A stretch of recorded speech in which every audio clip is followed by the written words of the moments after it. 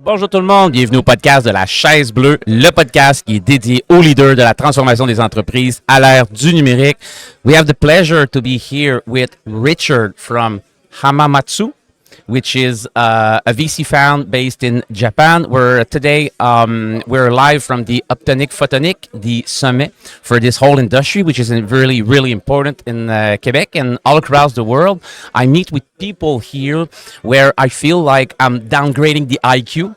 It's one of the few events where I feel like I'm downsizing the IQ of the people around. It's a really, really great. It's our second time here. So I have the pleasure to have Richard with me and Stéphane Drouin from Plongez, Québec. Cet épisode de la chaise bleue vous est fièrement présenté par GLM Conseil. Acolyte de la transformation dans votre entreprise à l'ère du numérique. How are you guys? Ça va très bien, merci. Excellent. Great day to be here. Great, thank you. And thanks for taking the plane and come and visit us in Canada. It's really, really appreciated. We like that.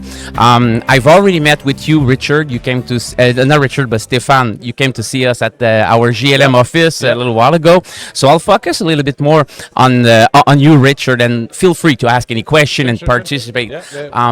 First thing first, before going and talking about business, I heard a lot about the human aspect. So my first question is, I'd like to get to know you a little bit more, Richard, at your core. Okay. So where are you from?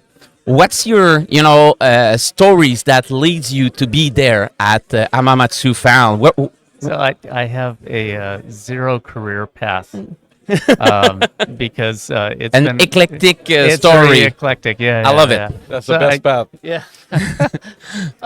So I grew up in Pasadena, California. Okay. I went to UCLA, and I was in ROTC, which is a training program for military officers.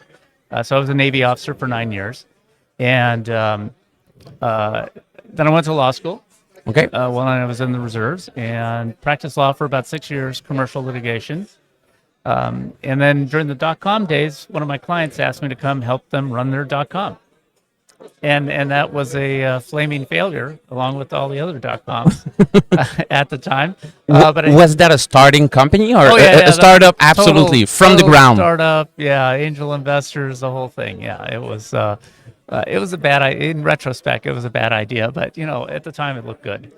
Quite often, one of the best way to learn is to do some mistakes, and then you can learn from them. And you had the chance to live the startup from the internal team, so it gives a good experience for what you do right now. An important lesson: never raise money for your startup from friends and family. Okay. Yep.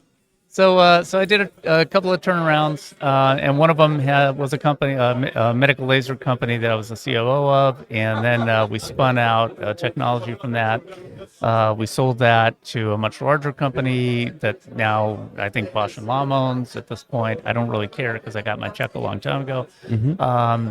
And then I've worked at a couple more, and then Hamamatsu Photonics, which is our parent company, was my first investor in my last company. And so I've been the COO and then CEO for 5.5 years there.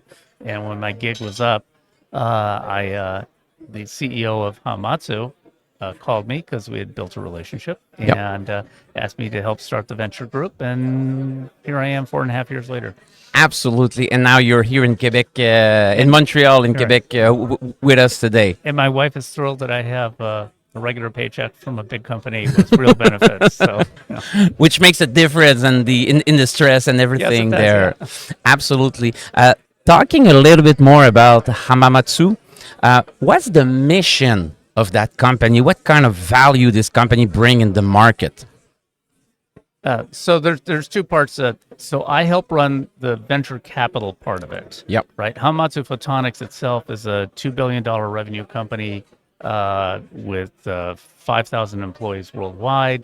And we make everything from simple components that you find in just about anything that has any light based in it, little 10-cent things, to multi-million-dollar lasers for fusion and systems for semiconductor manufacturing. So that's kind of what we do. Obviously, very involved with photonics, and And one of the core missions of the company is using light to make life better. That's one of our kind of slogans, but we really do believe by that. And so when the venture group got started, the idea was to really start helping young companies grow in the photonic world, because there are not a lot of photonic only investors. Absolutely, it's pretty rare. So it's neat to have you here in Montreal today, because VC, just for Photonic, that is really dedicated to that market. I don't think I ever seen that before. That's for sure.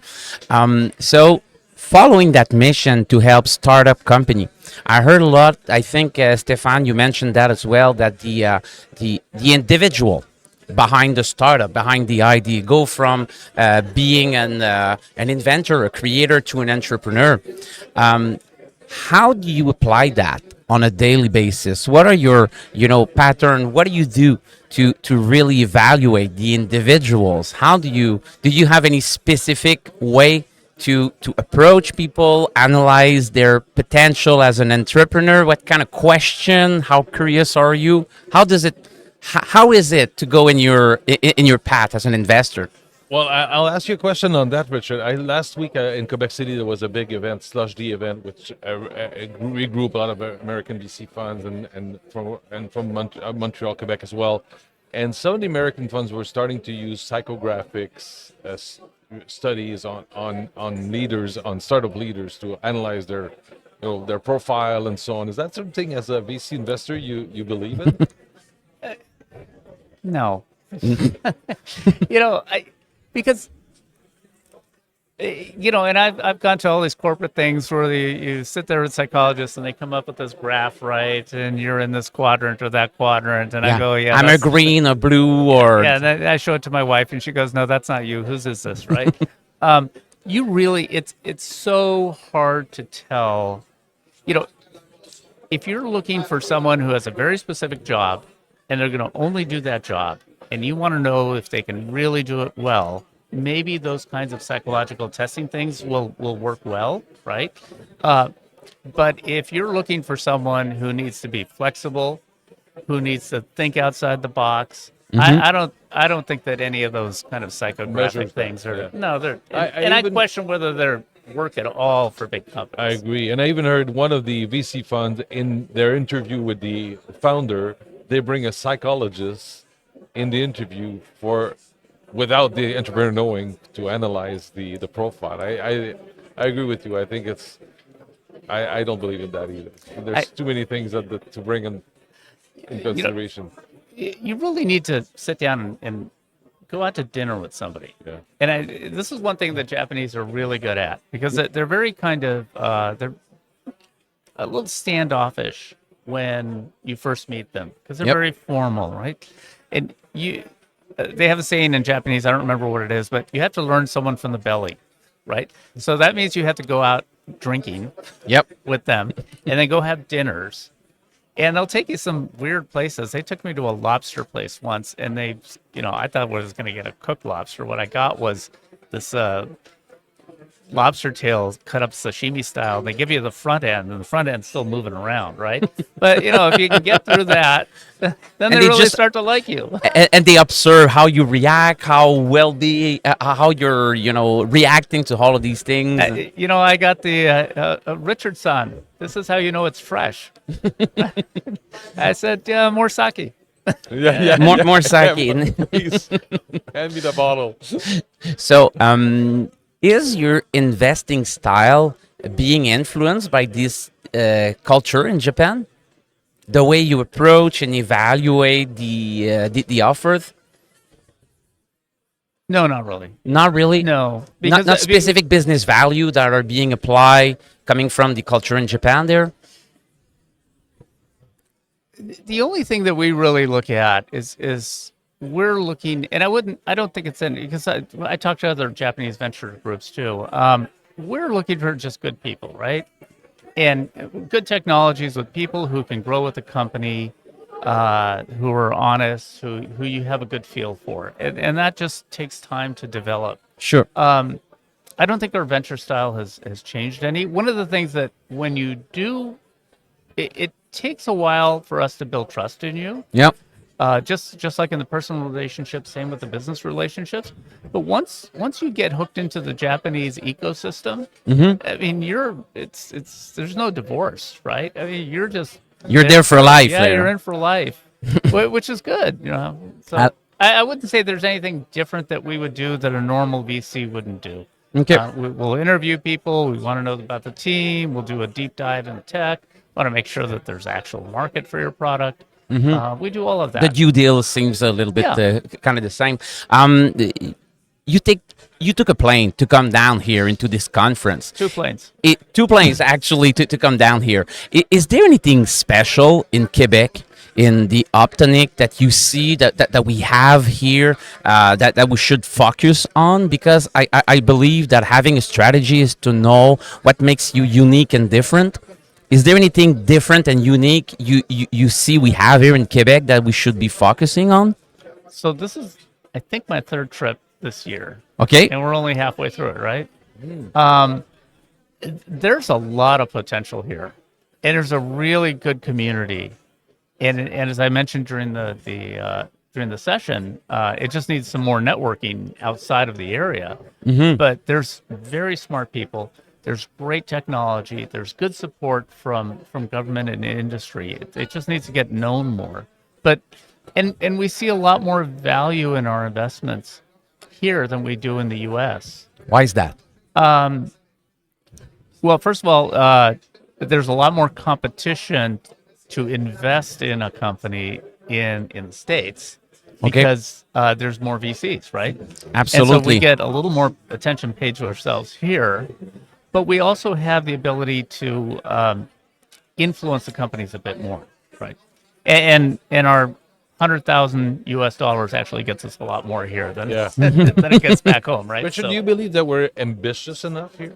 No, I don't. That's what I believe too. Yeah. We lack. That's where I'm going from researcher to entrepreneur. The drive, the ambition drive, that the entrepreneur drive, that needs to be more probably dominant. I don't think it's the entrepreneurs that aren't ambitious enough. Maybe they aren't. I don't know. I think if you start a company and go down that path, you're already making yourself hard, right? It's already hard for yourself. I think the community is not ambitious enough. Yeah, you're right. I agree with you on that. So, if we would have the chance, absolutely, no problem, Stéphane. Merci. I gotta get going. I'm sorry. No problem. I have you. two, three more questions. Okay, go ahead, thanks Steph. very Thank much. you. If we had the chance to write something on the billboard here on some startup incubator in Montreal as a slogan, what would you write to them? Start networking.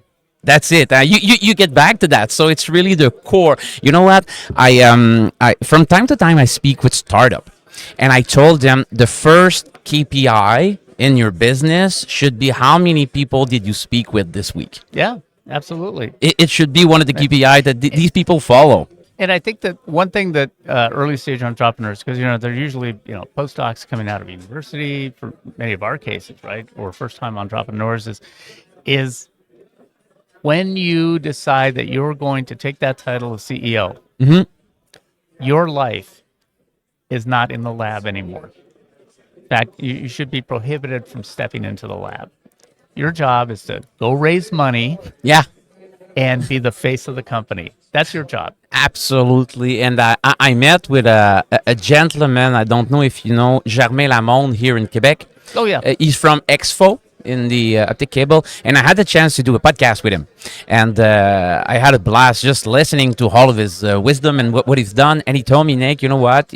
Innovation is truly measured in market share. That's right. So it got back to what you were telling me. Your job is not to be in the lab anymore on a daily basis and dreaming and making something truly inspiring that could maybe change the world or maybe have an impact on the environmental crisis or whatever. It has to be at the customer front and doing sales and doing the market share, bringing some market share into your company. And if you don't know how to network, you need to. I hate networking. Really? I hate going to these things and talking to people that I don't really want to talk to. But you know Do what? the smooth talk at Oh, first, yeah, and yeah, blah blah blah. Right? yeah, I hate that. But that's my job, yeah. and I've gotten fairly good at it. Right? So if you, as a founder, are not, and you're the CEO, president of the company, you're not comfortable in that role, you better find someone who is. Someone else Yeah. that will. Yep. Any tips, advice for people that don't feel that comfy to go and talk around to people? Something you tell in your mind. Being younger, I had this. I like to meet with people, but it's a bit more stressful to get in a room. You don't know anyone, and then you need to just jump in. Any things, routine you have in your mind when to ease that moment? Well, there's two things. First of all, remember when it relates more to public speaking, Yep. but networking is public speaking, right? Just remember, they don't know you, Yep. and you will probably leave the conversation with both arms and both legs still attached. So, it's not that bad. But if you're afraid of, or hesitant, I should say, not afraid, hesitant to do public speaking or networking, go join Toastmasters. Absolutely. It's a very, very good tip. The Toastmaster is a very good place to go. One more question, Richard. You're sitting now next to our Canadian fireplace. We're in a Canadian shack up north, having a blast into our shack, taking a coffee because it's still early in the day, not a whiskey yet. And I like to ask the question, when I would shake your hand, you were smiling. You're here with energy, even if you took 2 planes to come down here. And I like to ask the question, what do you do on your daily basis life to feed your logs, to maintain your internal fire, to get back the day after and meet with people, interview them, make sure they have they are the good investment? And how do you sustain that energy internally to wake up in the morning and do your job? Is there anything? Do you do sports or? Well, number one, I have a great wife who's supportive. Ah, That's okay. really important. That's right? the best partner in life. That's one of the tricks. Absolutely. That's really important to have a partner in life. That's important. For me, I swim 6 days of the week. Okay. Probably swim a mile, 2.1 kilometers every day. Every day. Winter, summer, doesn't matter. I swim. Living in California, that's a good place for that. We have a home, summer home in Wisconsin on a lake. Okay. And I swim in the lake. It just Every week, that's how you get you have to. to have some routine, right? Sure. The other thing is I devote a lot of time to mentoring companies. Mm-hmm. I'm a volunteer officer in the military. So and yeah, so you have give to- some of your time for other causes as well. Absolutely, yeah. And I think that the other part is what is helpful is to have a spiritual life. And it doesn't matter if a Buddhist or whatever, right? It doesn't really matter. Having some type of spiritual life is important, and it doesn't have to be organized religion or anything. Not absolutely. Just to find the proper meanings and Yes. everything. Right. One last question. Let's say we have a lot of fun talking with you. I think I could ask so many questions. I don't want to have your spend your whole day sitting here with me. I think you want to meet with other I people. don't know. I like this log cabin thing here. Absolutely. So let's say we go downtown Montreal just for a walk, and that's my city here, so I can give you a tour and everything around. And just walking down the park, let's say at the Square Victoria, just next to us, I just fall down a little bit, and I hit myself on a stick. And looking at that, I find out it's a magic stick. Ooh, magic And stick. yes, we finally find it, and it exists. And being a generous person, I give it to you. And my question is, what would you do within your own company? What would you change, add, do something differently? Is there anything at Hamamatsu that you could use this magic stick for? To create more value for your purpose, to find out better, not better, but the appropriate startup for the Photonique there. What would you do with it? Oh my gosh, that's a hard question. What would I do? Well, one thing I would do, I would wish with my magic wand that more of our Japanese colleagues would be able to come to Europe and Canada and the United States and work here for some period of time, just to be exposed to a completely different culture, right? Absolutely. And I think that would help us translate our mission better. So I think that's kind of one of the things that I would do. And the other thing is, I love it. Yeah, I'd go back. Do I get a half a wish? Yeah, you should. Yeah. Okay. So since you have 2 planes, you can have 2 wish. is I would encourage people, and I always say this, and I'm going to say it again: just go out and please magically go network more. Network more. One last question, then go. My wife and I trained our kids. They're now in their mid-20s. Okay. We tell them from an early age, it's not what you know, it's who you know. Absolutely. It's one of the good tips as well for a new entrepreneur. You don't need to know everything, but your network, getting back to that, who do you know, change everything there. Is there any question? This is my cup question. Is there any question I didn't ask that I should have? Anything I don't know about what you guys do at Hamamatsu that I should be aware of? You didn't ask how we support our companies besides money. Okay. So I'll give it the pitch here. How do you support your company besides the money? So it's an interesting one. So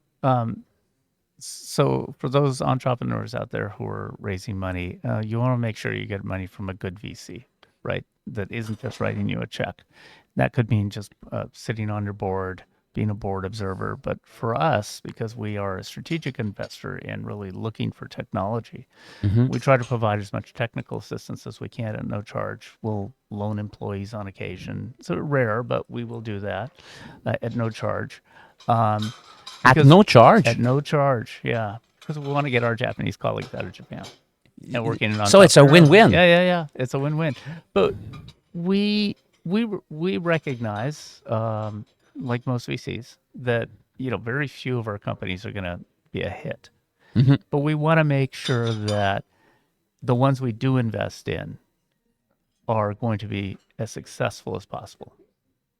So you want to give every chance for them to be as successful as they could be. Absolutely. We're just not, I've got, my colleagues, we have hundreds and hundreds of connections. We'll make sure you get connected with the right people. Great. I like that. And one last question, and then I stop, I promise. In your investment, the criteria of selection, is there anything towards the environment? Do you have any aspect, for technology in the photonic industry to help the environmental crisis, the environment to get cleaner, is there anything special for the green tech in the photonic itself, or it's not? Well, our company's mission is life is better through light. Okay, right? Because that is a core thing, and I think I mentioned that earlier. Yeah. There isn't anything specific to clean tech. However, the things that we invest in, I think, are very important to that. For example, the work that we do in quantum sensing, right, which is much cleaner, easier ways of determining where minerals are. Yep. The work that we do in some of our photonic integrated circuits, where we're taking systems that were power hungry and shrinking them down to an integrated circuit size, right? Those are the kinds of things that we think about because we're trying to always do more with less energy, less waste. So those are all part of it. Yeah. So it's already embedded in your, thinking, or it's already there because productivity, efficiency leads to economy for sure, but it's equal ecology as well. I think as a company, as a whole company, we're Japanese, and Japanese have this very deep-seated tradition and emotion about being in harmony with nature. And so we try to do that. We're not specifically clean tech investors or anything like that, but we always try to make sure that we're doing the right thing. Absolutely. I was under this impression with the Japanese culture. That's why I came up with that question. I was really wondering, just to finish, I really wish these engineers you guys have or employees at the Hamamatsu will travel more, spread out this culture of being in harmony with nature, because we need a lot more of that on a daily basis. So thank you very much, Richard, to drop by La Chaise Bleue. It's my pleasure. And have a wonderful day. Thank you, Thanks sir. so much. Cet épisode de La Chaise Bleue vous a été présenté par GLM Conseil. Acolyte de la transformation dans votre entreprise à l'ère du numérique.